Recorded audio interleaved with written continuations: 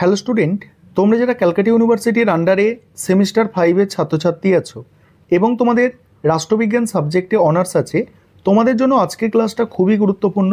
আজকে ক্লাসে যে প্রশ্নের উত্তরটা নিয়ে আলোচনা করব, দেখো, মধ্যযুগীয় রাজনৈতিক চিন্তার প্রধান বৈশিষ্ট্যগুলি বর্ণনা করো।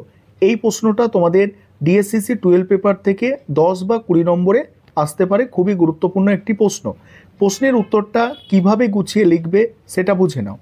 দেখো, ইউরোপের রাষ্ট্রচিন্তার ইতিহাসে প্রাচীন যুগের শেষ এবং আধুনিক যুগের সূচনার মধ্যবর্তী সময়ে গড়ে ওঠা রাষ্ট্রচিন্তার ধারাকে মধ্যযুগের রাষ্ট্রচিন্তা বলা হয়।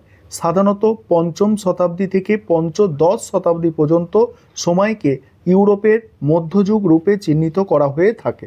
মধ্যযুগের কয়েকজন উল্লেখযোগ্য রাষ্ট্রদার্শনিক হলেন সেন্ট আগাস্টাইন, সেন্ট আমব্রোজ, তারপরে দেখো মহামতি গ্রেগরি, সেন্ট টমাস অ্যাকুইনাস প্রমুখ। মধ্যযুগের রাষ্ট্রচিন্তা বিশ্লেষণ করলে এর কয়েকটি উল্লেখযোগ্য বৈশিষ্ট্য লক্ষ্য করা যায়, যথা 1 নম্বর হচ্ছে রোমান সাম্রাজ্যের পতন ও রাজনৈতিক চিন্তার অধঃপতন। দাসভিত্তিক অর্থনীতির ওপর নির্ভরশীল রোমান সাম্রাজ্যের পতনের পর ইউরোপের বিভিন্ন অঞ্চলে অনগ্রসর বর্বর উপজাতি গোষ্ঠীগুলির প্রাধান্য প্রতিষ্ঠিত হয়। এই পরিবর্তনের ফলে সমাজ জীবনে এক চূড়ান্ত হতাশা গ্রাস করে, আর এই হতাশা থেকে জন্ম নেয় ধর্মান্ধতা, কুসংস্কার এবং নানা ধরনের অজ্ঞতাবাদ। উপজাতীয় গোষ্ঠীগুলি নিজ নিজ রাজ্য শাসন নিয়ে এতই বিবৃত হয়ে পড়ে যে শাসন প্রণালী বা রাজনৈতিক ধ্যান ধারণার কোনো প্রসার এই সময় ঘটেনি। দ্বিতীয় পয়েন্ট হচ্ছে, গির্জা ও রাষ্ট্রের মধ্যে বিরোধ। Most important point. মধ্যযুগের রাষ্ট্রচিন্তার একটি গুরুত্বপূর্ণ বৈশিষ্ট্য হচ্ছে রাষ্ট্র ও গির্জার মধ্যেকার বিরোধ। দীর্ঘ সময় ধরে এই বিরোধ বিদ্যমান ছিল, ফলে ধর্ম ও রাজনীতি কোনোটাই সঠিক পথে পরিচালিত হয়নি। ত্রয়োদশ শতাব্দী পর্যন্ত পোপ তার আধিপত্য ও কর্তৃত্ব অক্ষুণ্ণ রাখতে সক্ষম হয়েছিল।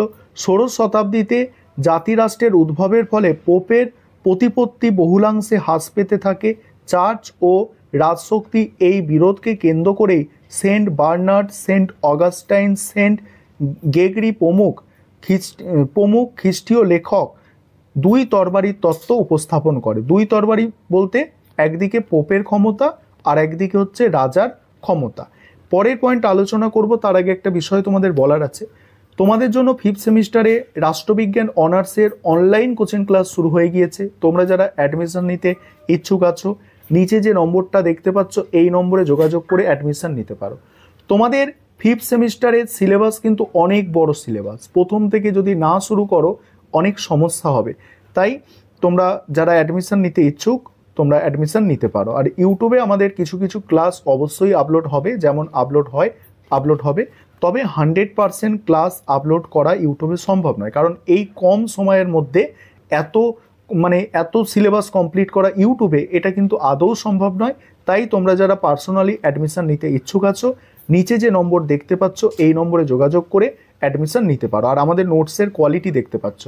অনার্সে লিখতে গেলে এই ধরনের নোটস লিখতে হবে। চ্যাট জিপিটি, জেমিনাই থেকে ছেপে নোটস লিখে দেবো 2-1টা পয়েন্ট করে, এরকম চলবে না। অনার্সে ভালো করে লিখতে হবে, ভালো ভালো বই থেকে নোটস লিখতে হবে, ঠিক আছে? তারপরে দেখো, আইন সংক্রান্ত ধারণার বিকাশ। এই পয়েন্টটা দেখো, মধ্যযুগের রাষ্ট্রচিন্তার একটি উল্লেখযোগ্য বৈশিষ্ট্য হলো আইন সংক্রান্ত ধারণার বিকাশ। স্বাভাবিক আইন, তারপর দেখো সদর্থক আইন, প্রথাসিদ্ধ আইন প্রভৃতি আইনের ধারণা এই যুগের রাষ্ট্রচিন্তায় স্বীকৃতি লাভ করে। এই যুগের আইনকে কোনো ব্যক্তির ইচ্ছার হিসাবে গণ্য না করে সমষ্টিগত ইচ্ছার প্রকাশ হিসাবে গণ্য করা হয়েছে।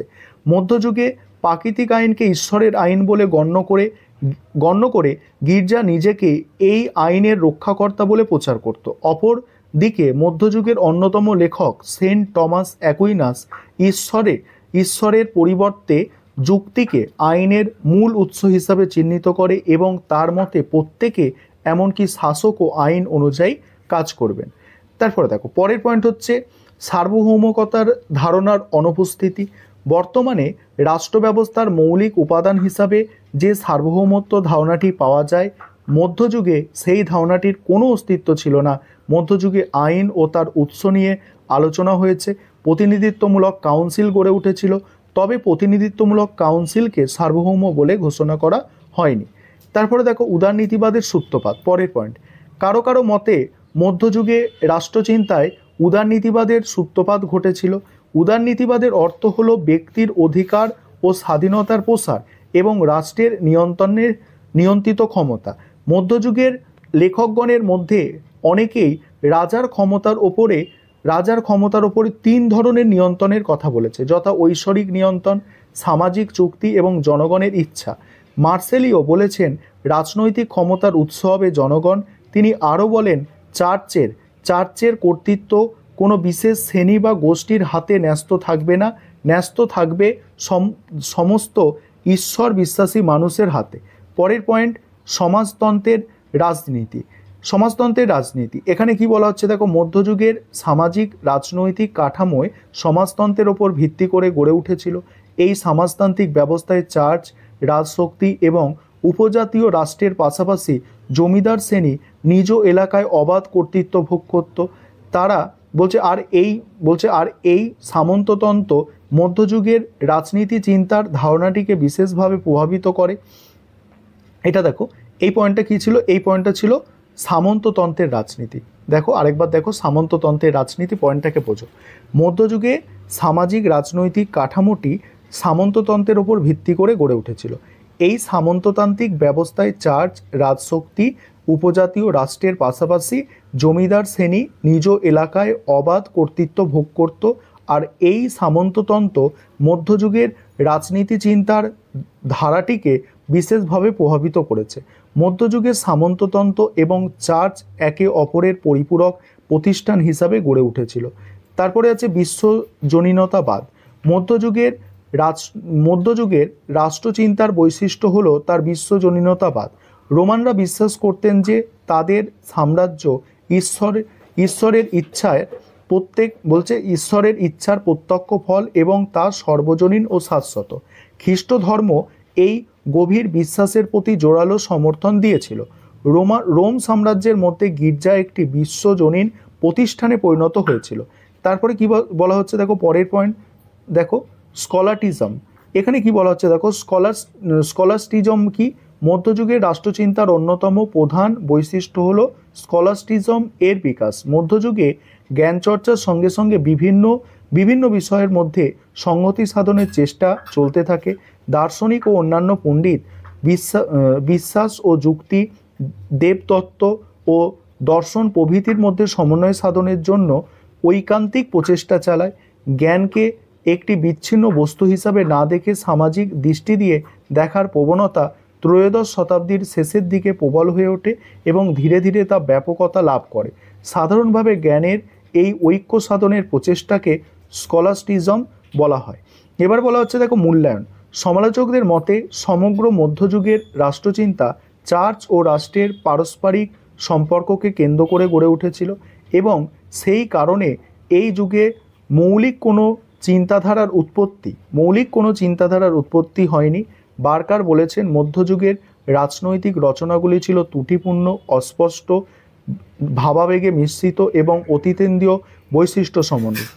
তবে রাষ্ট্রচিন্তার জগতে মধ্যযুগের যে কোনো অবদান ছিল না তা বললে ভুল হবে।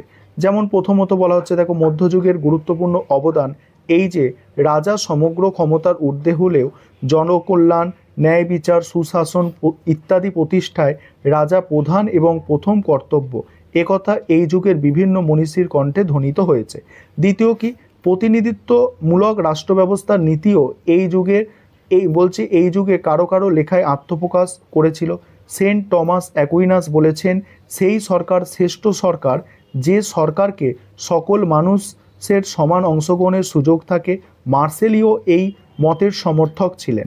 তারপরে তৃতীয়ত দেখো, অন্যায়ের বিরুদ্ধে প্রতিকার, এমনকি প্রয়োজনে রাজার বিরুদ্ধে বিদ্রোহ করার অধিকারও মধ্যযুগের স্বীকৃত হয়েছিল।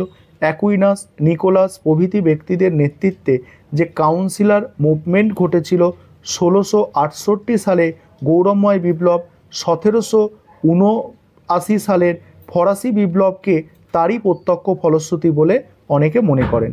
এই ছিল তোমাদের একটি গুরুত্বপূর্ণ প্রশ্নের উত্তর।